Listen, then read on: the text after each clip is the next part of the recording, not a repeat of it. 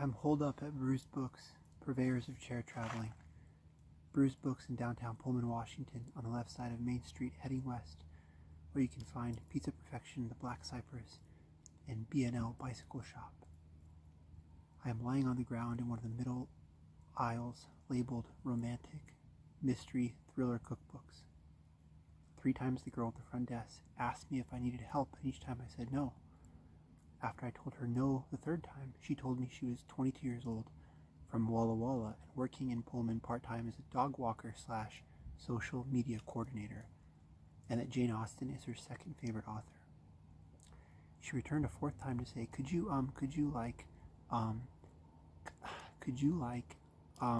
get off the floor? Because my manager said it would not be a good idea for someone to be low-key lurking in one of the aisles. I'd rather stay, I said, almost pleading. It's a form of self-care. My therapist told me the cure-all for all that ails me would be to spend an entire day at a used bookstore laying down at the aisle beneath the books I found most challenging and inspirational. I am supposed to do this at least twice per month. Hold on, she said. I'll be right back. She returned no more than 2 minutes later. Yes, you can stay as long as you'd like. I thanked her. She walked away. So here I am. Today is the 4th of July. I say this for the historical record recording. Today is July 4th, 2025, a Friday. The outside temperature is 86 degrees Fahrenheit. There is not a cloud in the sky. There are a few other customers in the store. I've been here for more than an hour. I have checked a few times that the historical record recording is in fact recording it, and it is confirmed a 5th time. Yes, Bruised Books is open on the 4th of July. They are closed on Tuesdays. Today is a Friday. Here I am. My name is Harold Blye-Tornado. I was born on February 14th, 1990. I am 35 years old. I am 5 feet 11 inches tall. I weigh 181 pounds. I'm doctor to my students, Dr. Harold or Dr. Tornado, the most popular iterations. When I order coffee, I tell them to put HBT on the order. In high school, my basketball nickname was FLT, False Lightning Tornado. One game, I missed 3 easy layups by basically firing the ball off the rim, full speed, as hard as possible from close range, with one of them ricocheting back a few rows into the visiting fans' bleachers. I remember the ref mumbled something under his breath, and he had this look of disappointment on his face, like he was my uncle or my dad. I was born Joseph Stalin Jones. My parents were hardcore Soviet Union fanatics, both born in 1910. My birth at age 80, quite the surprise for my mom, who got a 60-minute special out of the deal entitled The Ancient Woman of America. They had both grown up in the golden age of American socialism.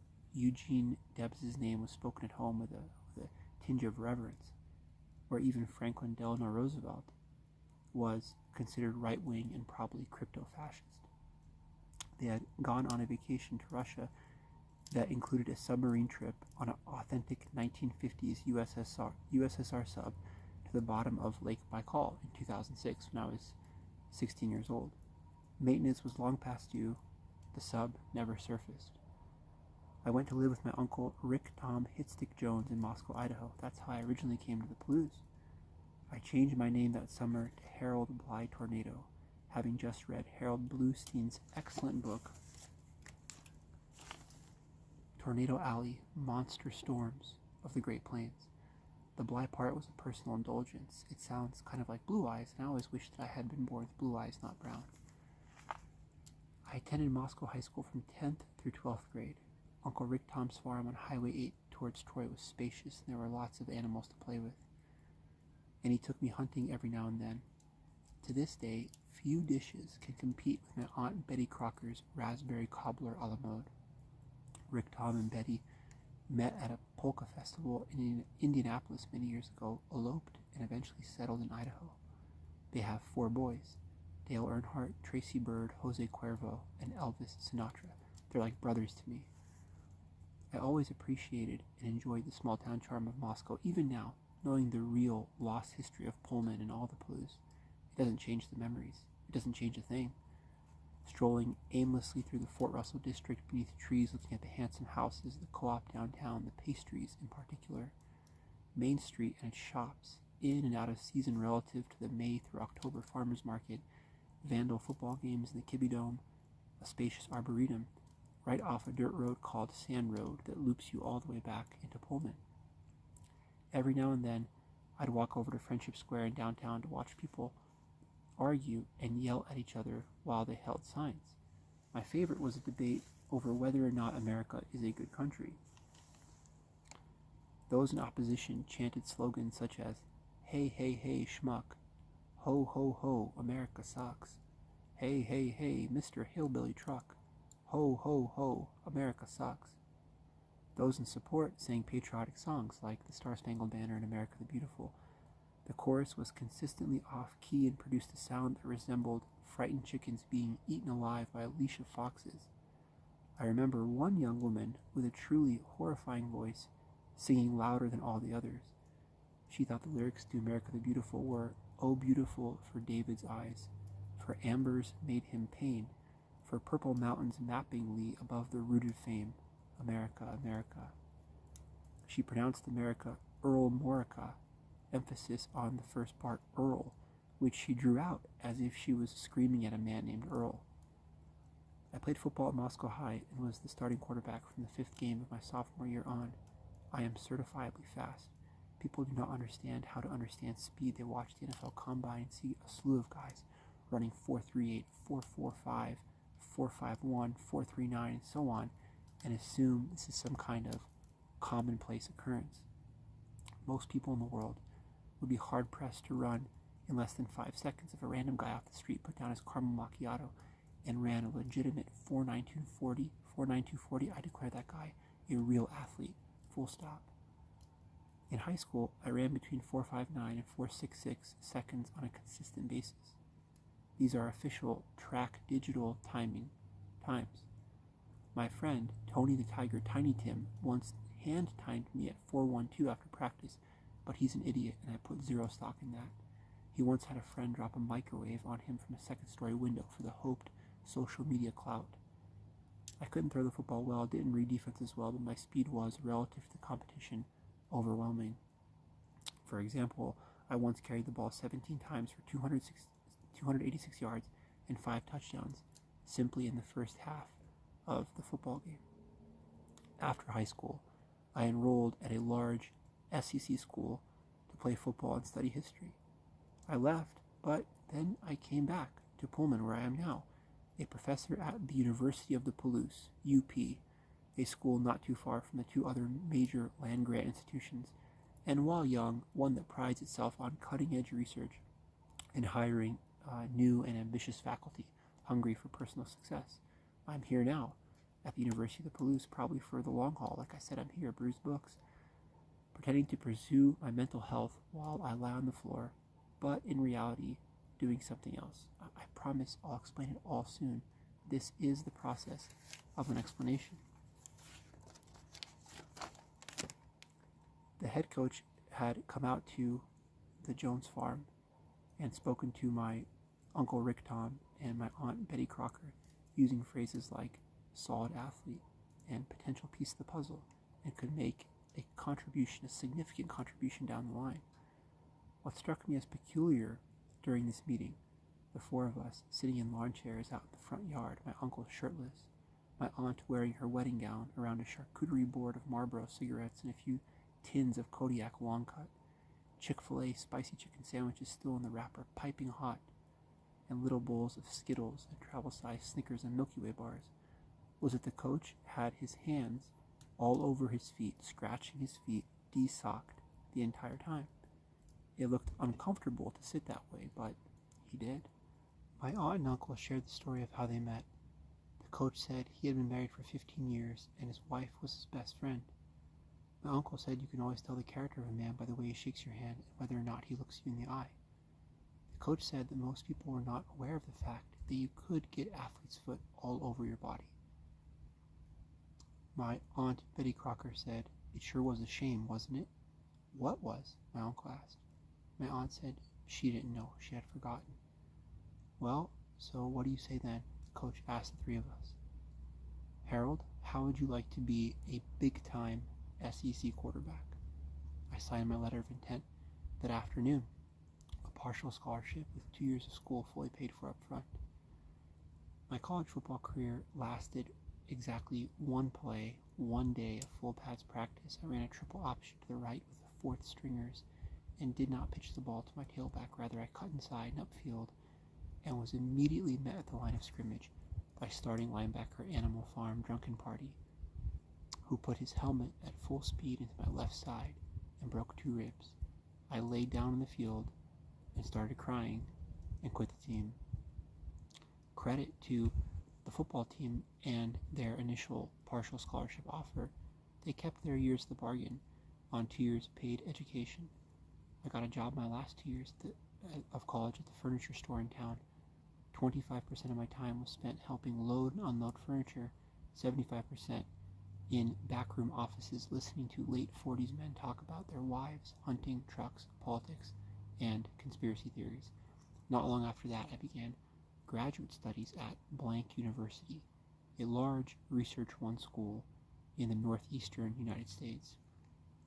I earned my PhD in 6 years. I initially wanted to study the Napoleonic Wars. I had read Tolstoy's War and Peace my sophomore year as an undergrad in a class called Fiction and Historical Connections. And yet, 3 weeks into my second year, my advisor called me into his office and said he wanted me to focus on groundhogs. Groundhogs? I asked. He motioned for me to step behind his desk and showed me a set of directions pulled up on a website. A tick over 300 miles, he explained. That's the distance from blank blank, where we are now, to Punxsutawney, Pennsylvania. Do you understand? He asked me. The two of us looking at the screen. No, I said. I want you to make this your entire focus going forward, okay? I still did not understand, so I said nothing. What's your course load look like this semester? He asked.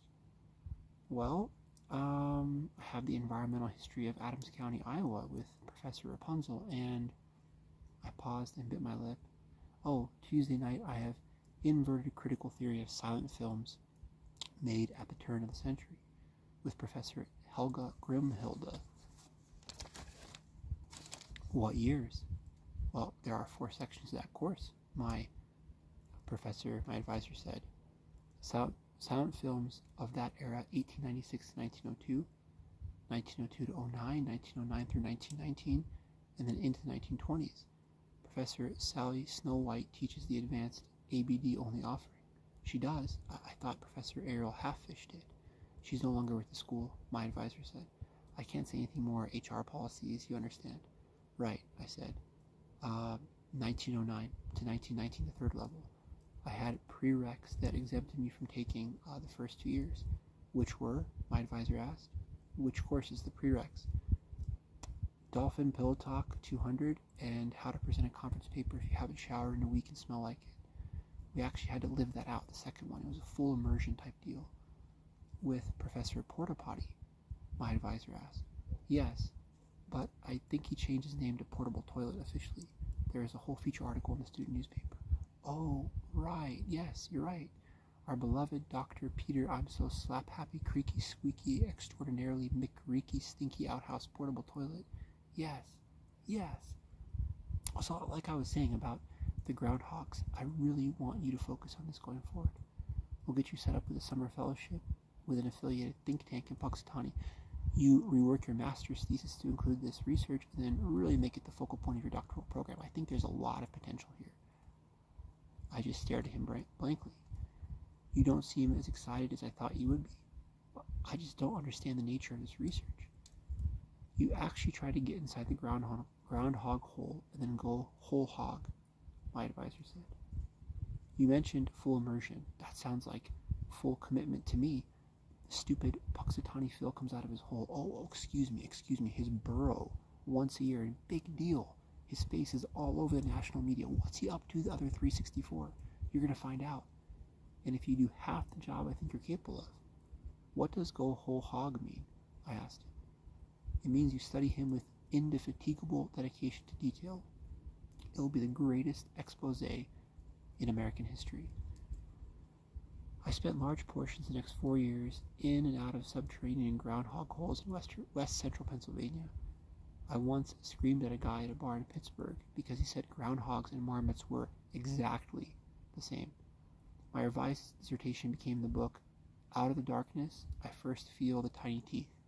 It was published by a major university press and then runner-up for the Francis Parkman Prize. Quite the debut, my advisor said. You've made larger waves than anyone could have imagined. Well done. The prize committee selected the following passage as a prime example of my book's quality, especially relative to contributing positively to the historical conversation and pushing ahead the boundaries of research potentialities. Quote, and so I lay here, all alone in the darkness again, day 826. Or has this all been a dream? Is this real? Am I real? What is the reality of the real? The superstructure, the real beneath and above the reality's real or imagined interplay of contingent factors and agency and inertia and no, they're coming again.